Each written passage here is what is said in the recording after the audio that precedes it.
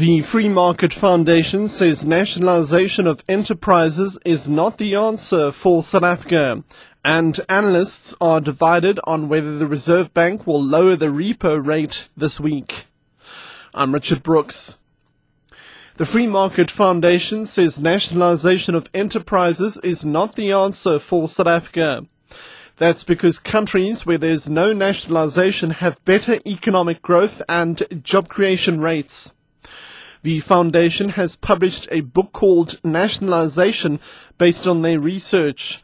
Free Market Foundation Executive Director Leon Lowe says nationalization impacts negatively on enterprise efficiency and productivity. Look around the world and you say, in which countries is there rapid creation of jobs and a rapid rate of economic growth? It's the countries in which you privatize, in which privatization is taking place, such as China and India and Mauritius, and in Africa, countries like Ghana, Botswana. And so the answer is countries in which there's economic liberalization, that's deregulation, cutting the role of government, privatization, that's turning inefficient government enterprises over to efficient private enterprises.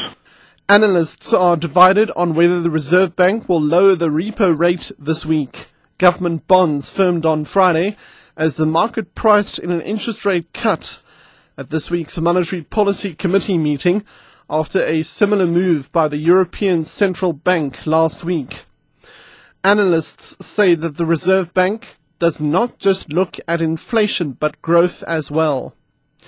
With the Eurozone's debt crisis which impacted on trade, analysts say that the country's growth prospects were not looking good.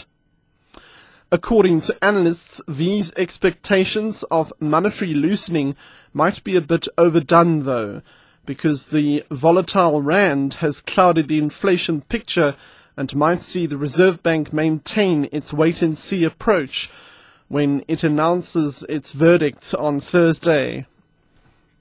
The International Monetary Fund chief Christine Lagarde will take her European rescue talks to petrodollar-rich Russia today, before visiting Asian giants China and Japan.